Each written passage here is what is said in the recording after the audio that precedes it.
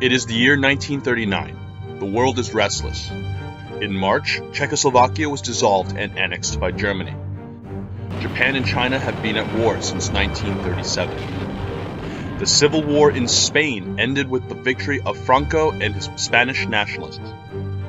The British Empire is still a first-rate world power. Chamberlain is the British Prime Minister. Hitler rose to power in 1933. Mussolini rules Italy. Germany and Italy have signed the Rome-Berlin Axis, a military alliance. Roosevelt is the American president. The United States of America is recovering from the Great Depression. Stalin is reorganizing the Red Army after the 1937 purges. Poland and Germany are butting heads. The Germans claim the city of Danzig. We are at the gates of the Second World War. Nazi Germany and the Communist Soviet Union are political opposites. Hitler says that Lebensraum, the Germans' vital living space, is in the East. Stalin never hides his expansionist policies towards the West. But on August 23, 1939, Germany and the Soviet Union signed the Molotov-Ribbentrop Act, a non-aggression treaty. The treaty is received with disappointment in Japan. Some months before, Japan and Germany signed the Anti-Comintern Pact, a pact against the Communist Soviet Union. And now, while Japan is fighting the Soviets in Manchuria, Germany signs a pact with the Soviets. This is an affront to Japanese prestige. Relationships between Germany and Japan begin to cool down. September the 1st, Germany invades Poland. The Second World War begins. The British Empire and France declare war on Germany. September the 4th, Japan announces its neutrality. They already have their own war in China. Due to this war, the United States adopted trade restrictions with Japan. The American embargo creates large troubles for Japan. Japan is a rival for America's plan of economic expansion into the Pacific area. 1940. The war in Europe is raging. In March, Germany invades Denmark and Norway. Then in June, invades Belgium, the Netherlands, and defeats France, one after another. Winston Churchill becomes Prime Minister of the United Kingdom. Italy enters the war on the German side. The war in Africa begins. In the Atlantic, the British convoys suffer heavy losses from German U-boats. The Luftwaffe is massively bombing Britain. The RAF bombs several German cities. September 1940. Japan does not sign the Axis Pact. Indeed, Japan-Axis relations were never that close. Apart from the establishment of technical commissions and some diplomatic relations, there was never any significant type of coordination or military aid between Japan and the Axis. 1941. The war continues down the path we all know. After a pro-British coup, the Axis invades Yugoslavia and then Greece. March 1941. The United States President Roosevelt signs the Lend-Lease Act, allowing Britain, China, and the Soviet Union to purchase military equipment and to defer payments. June the 22nd, 1941. Operation Barbarossa. Germany attacks the Soviet Union. Again, the Germans failed to inform Japan before. Prime Minister Fumimaro Konoe feels betrayed. The Germans clearly trust Japan very little.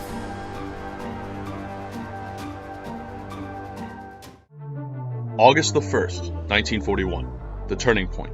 The Japanese start the occupation of French Indochina, claiming they need to stop all imports into China, including war supplies from the US. Indochina is controlled by Vichy France. Despite Vichy France not being officially part of the Axis, they have strong ties with Germany. August the 6th, the German government heavily protests and sends an ultimatum: retire or there will be serious diplomatic consequences. Japan doesn't lose time. On the same day, Japan declares war on Germany, France, and Italy, becoming a de facto British and Soviet ally.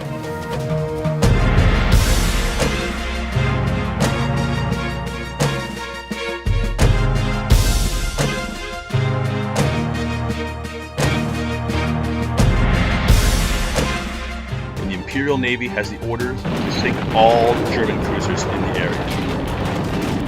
The Italian base of Tianjin in China is occupied. Hitler and Mussolini are surprised, but they have not considered Japan as an ally since 1940. The declaration of war on the Axis was a good strategic move. Japan has little to gain from an alliance with the Axis. Europe is far away. Germany and Italy can't help Japan, apart from maybe a naval squadron. And the Axis can, in no way, damage Japan. This war could be a way to circumvent the embargo and obtain from the British Empire at least some of the resources vital for their industries. Last but not least, the Soviets are now allies. The Japanese experienced Soviet firepower at Nomonhan, and now they don't want nothing to do with it. Churchill doesn't enthusiastically pursue this alliance, compared to the alliance with the Soviets, but they are not in a position to refuse such an ally. The Germans are doing all they want everywhere in Europe. The United States of America are isolationists, and who knows when and if they will enter the war. They will fight with Japan as they did in World War I. In the following days, the British 18th Infantry Division and the Australian 8th Division invade South Vietnam. The British have already invaded various French colonies. The entrance of Japan does not change too much in the European battlefield. September 1941, the siege of Leningrad begins. German forces start the offensive against Moscow, Operation Typhoon. The Japanese involvement in the European conflict is limited. They control the Pacific and Indian Ocean. November the 19th, 1941. The auxiliary cruiser Cormorant is the first German Navy ship sunk by the Japanese off the coast of Western Australia. A small naval squadron of Namikaze, Shoakaze, and some mine layers are sent to the Mediterranean. A more important force with the old Issei and Otago-class cruisers are sent to the Atlantic.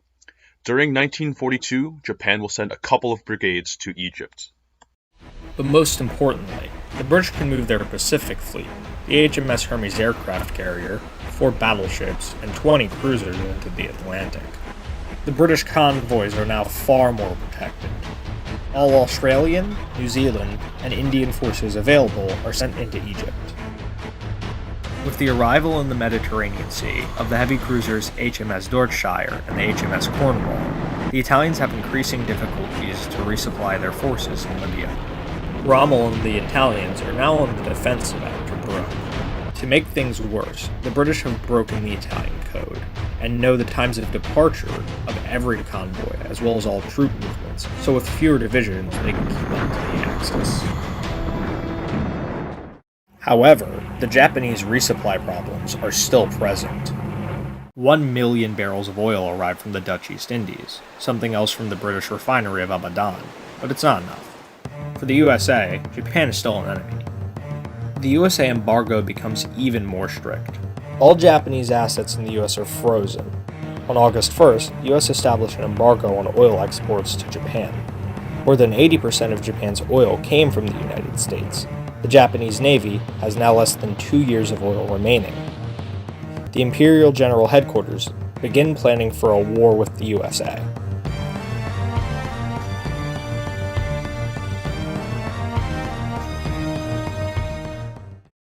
25th of September, British and Soviet troops invade Iran. The USA protests. Part of the American industry, Henry Ford first, pressed the government to sell weapons to the Axis too.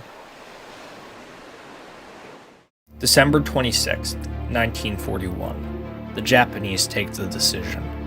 A Japanese naval force of 6 aircraft carriers under the command of Nagumo depart from the Kurili Islands and arrives undetected near Hawaii. December 7th, the Japanese launches the attack on Pearl Harbor.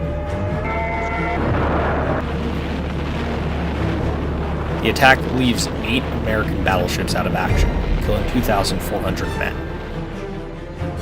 December 8th, the United States declares war on Japan, and only on Japan.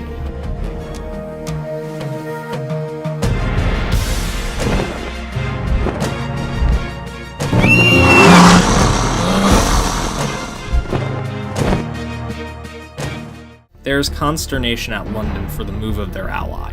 They did not know of this attack. British diplomats hurry up to ensure US they are not going to make any type of hostile action against the USA. But they can't renounce the alliance with Japan. At this point, USA will never enter the war at their side, and UK redeployed almost all their forces to Europe. So now Japan could really wipe out all British presence in the Far East in some weeks, from Hong Kong to Burma to Singapore, and seriously threatening India and Australia. December 12th, Japanese land on the southern Philippine Islands. After a brief invasion, Thailand enters the war at the Japanese side. December 23rd, Japanese invade Wake Island. Manila is captured. No war with the British, so the Japanese can use all their forces against USA. Japan appears to be unstoppable. British Royal Navy has the strict order to avoid any type of action against the US Navy. However, they are fighting along the Japanese in the Seven Seas, and an incident is only a matter of time. December 31st, near Iceland, the destroyer USS Reuben James is torpedoed by a Japanese submarine based on Scapa Flow, Scotland, killing more than 100 sailors. Tension heightens between the USA and UK as a result. British offer apologies to the American government. January 11th, American B-25s sink a Japanese oil tanker in British waters near Nassau, the Bahamas. February 5th, Roosevelt promises aid to all the enemies of Japan, asking Congress to sell materials to Germany and Italy, although without Lend-Lease. Hitler and Mussolini make overtures to the US government. U-boat campaigns in the Atlantic is limited. Only British Navy and British waters are attacked. February 9th, the British Navy forced an American convoy directed to Sweden to go back. February 20th, the Phoenix Convoy Incident. A Japanese destroyer who is escorting a British convoy east of the Gilbert Islands is sunk by a USA naval force, including the USS Phoenix. The British merchant ships, after its passengers are allowed 30 minutes to board lifeboats, are sunk. February 22nd, 1942. Great Britain declares war on USA. The World War starts now.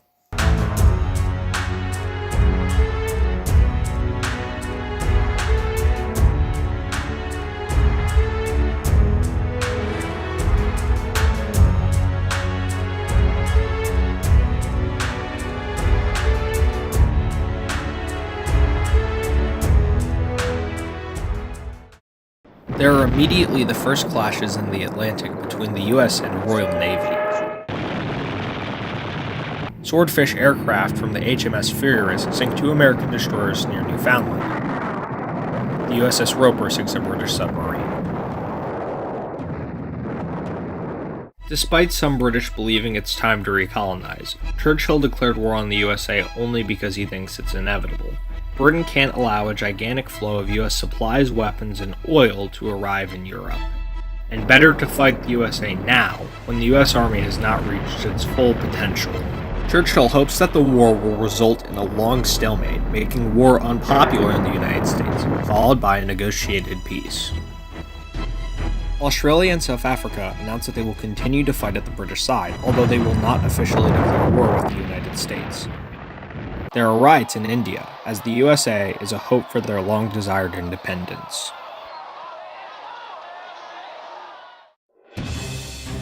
Canada immediately declares its neutrality in this war, with the USA asked to occupy the ports of Halifax, Vancouver, and Newfoundland until the war ends. Canada can't permit such a request.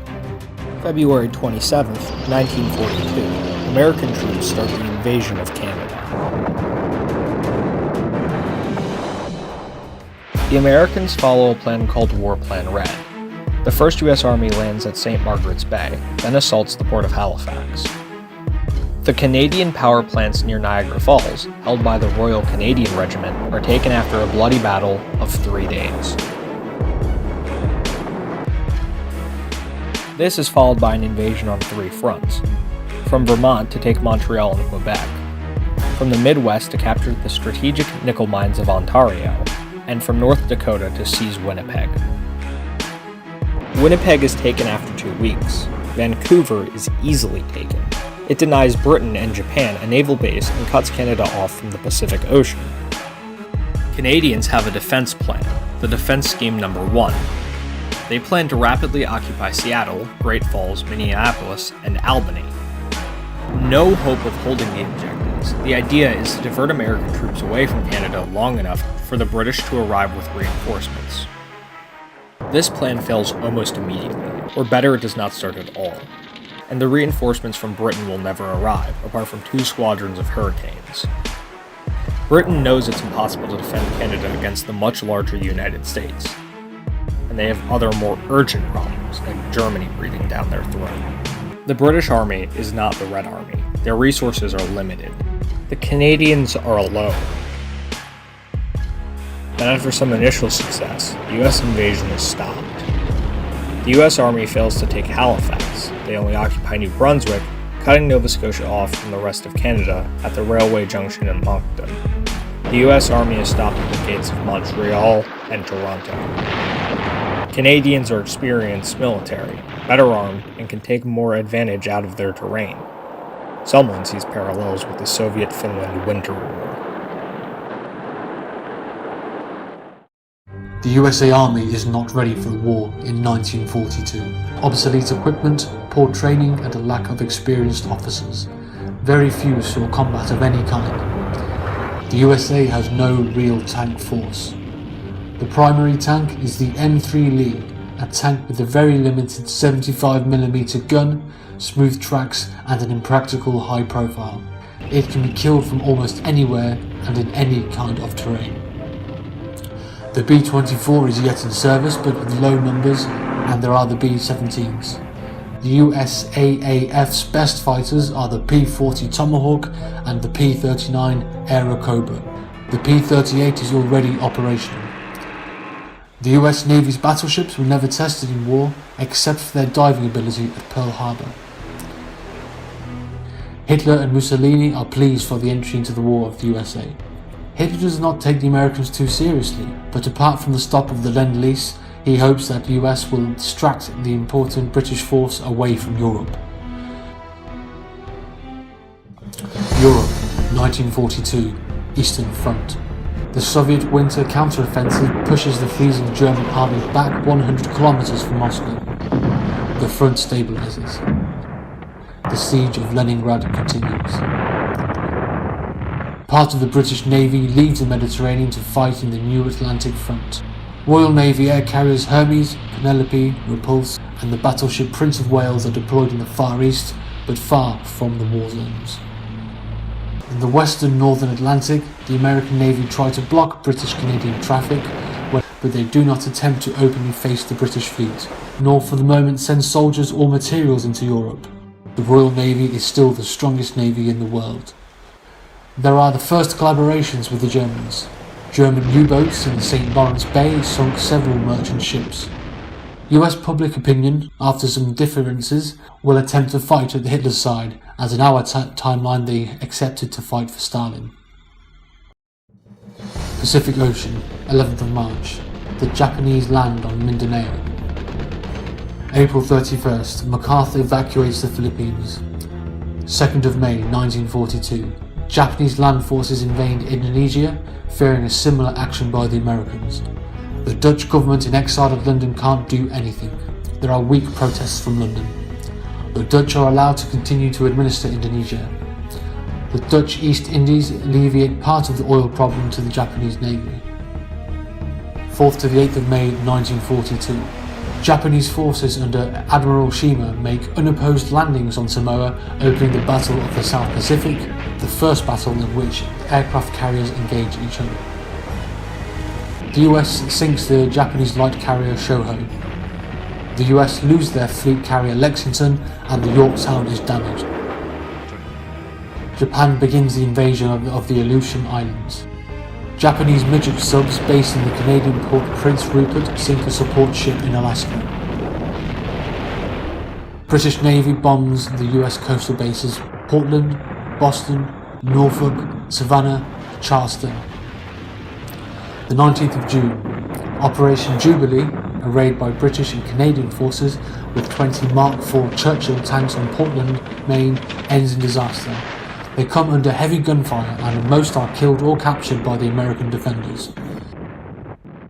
British bombers short S-29 Sterlings based in Toronto bomb the US industrial Midwest, including Detroit, Pittsburgh and Chicago.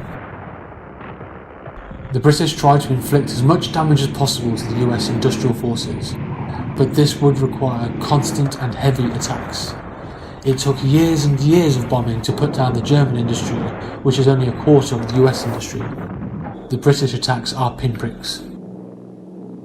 The land lease has been stopped, and it was almost 10% of the British effort and around 7% of the Soviet effort. Africa. The British Army in Egypt is weakened since Australians and Canadians have returned home and the Indian troops are now unreliable, and after the redeployment of the British fleet in the Atlantic, the Italians have better supplied forces. Rommel is ready for a new offensive, turns his troops to Kazala and destroys the British 1st and 7th Armoured Division.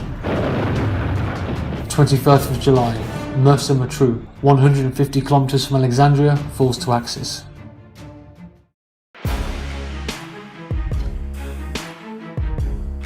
Japan's leaders hoped that after Pearl Harbor the United States would negotiate a compromise rather than a long war. Things are going differently. The Imperial Navy try another blow. They plan to take Midway in a rush before American reinforcements could arrive. 4th of June 1942, Admiral Nagumo orders the aircraft to attack Midway. The Battle of Midway opened. The Battle of Midway will be almost the same as in our timeline. The US has broken the Imperial Navy's code and know practically everything that the Japanese are going to do. The British do not participate in this battle, nor generally to the Japanese effort against the USA in the Pacific, because they do not want to help Japan build their own empire in Asia. However, due to the absence of a British threat, probably things would have been slightly better for the Japanese. Nimitz has positioned his 3 aircraft carriers to ambush the Japanese.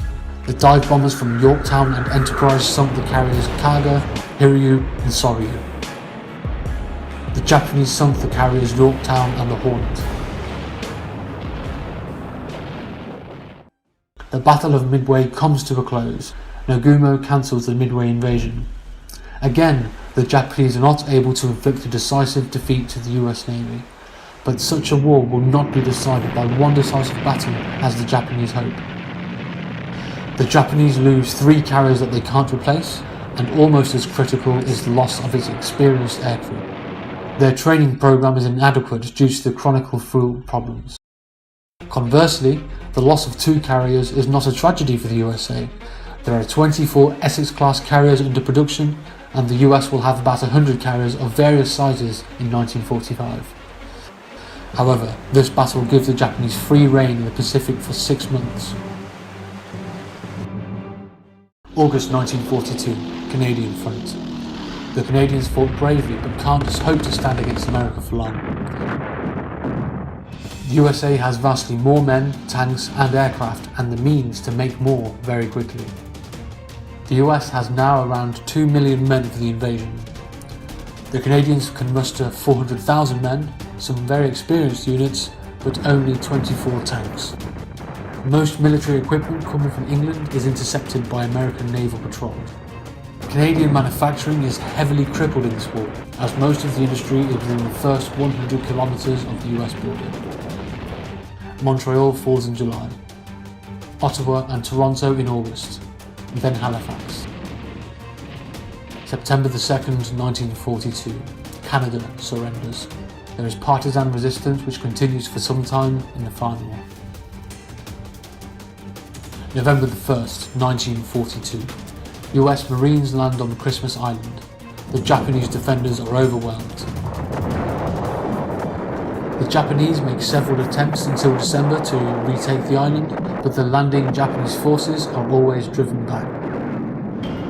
In January, after 5 naval battles and almost daily aerial battles and naval bombardment, the Japanese abandon their efforts to retake the island. America is striking back.